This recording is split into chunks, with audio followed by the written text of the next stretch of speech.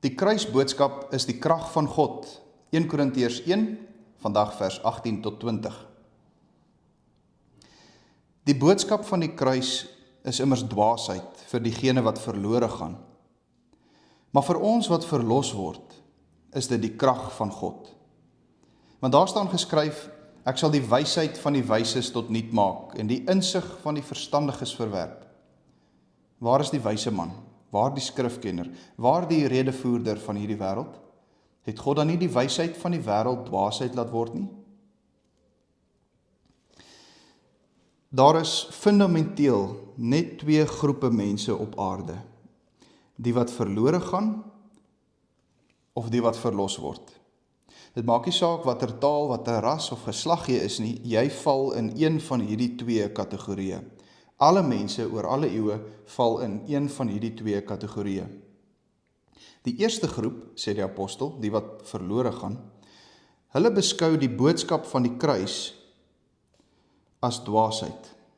Hulle beskou dit as simpel, as onsin.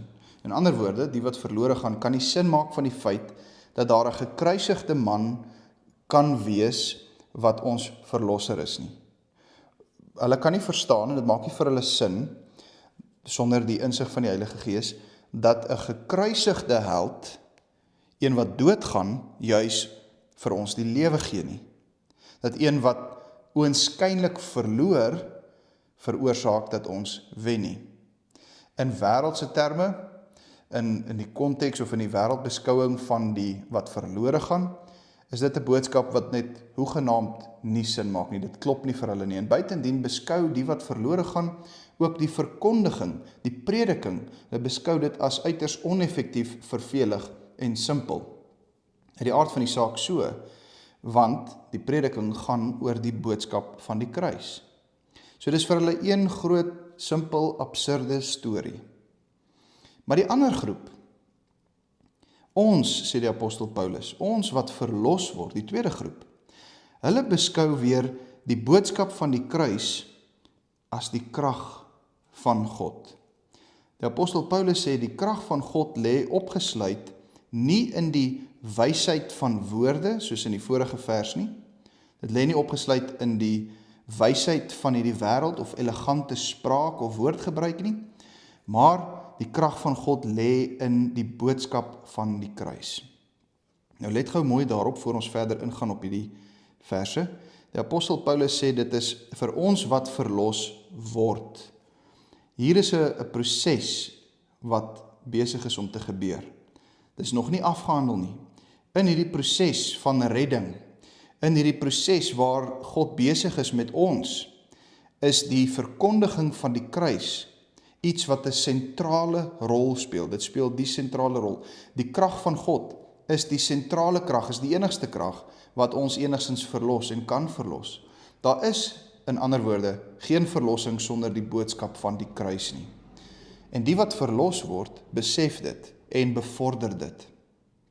Vir die wat verlos word, is die boodskap van die kruis die krag van God.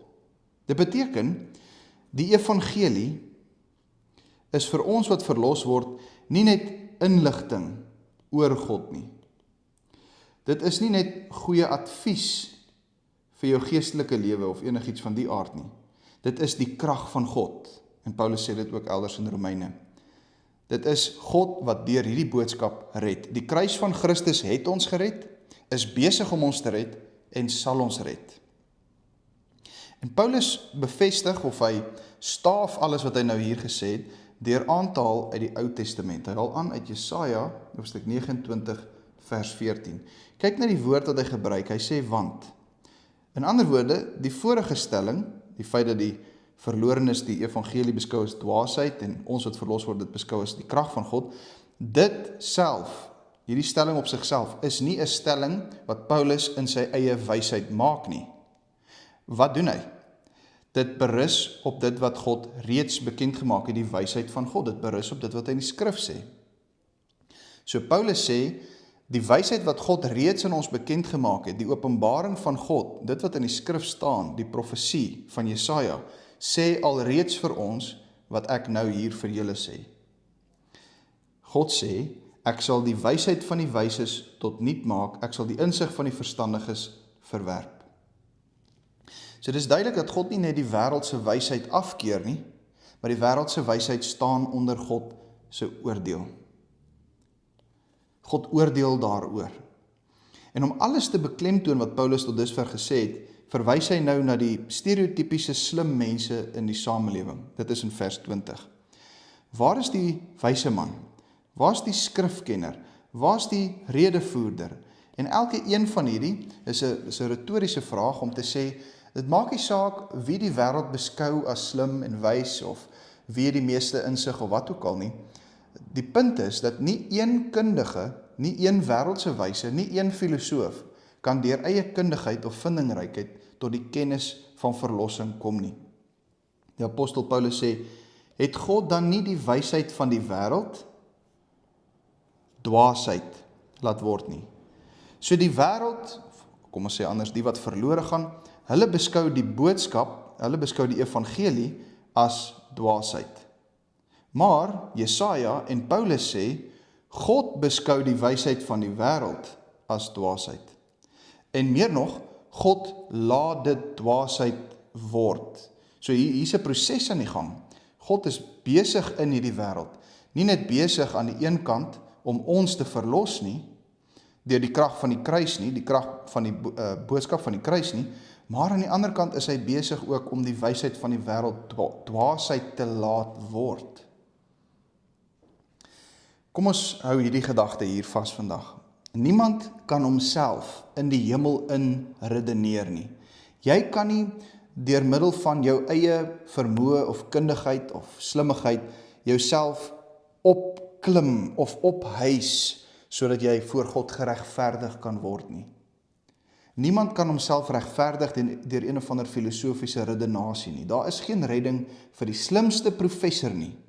Daar's geen redding vir hom nie, as hy nie die boodskap van die kruis glo nie. Ons bid saam. Ons bid dat U ons sal help om nie staat te maak op ons eie kundigheid nie, Vader. Ons weet die kruis bring 'n einde aan ons wêreldse wysheid. Help ons om U evangelie, wat vir ons soms so verkeerd omlyk, help ons om dit te glo en bring so vir ons U redding. Amen.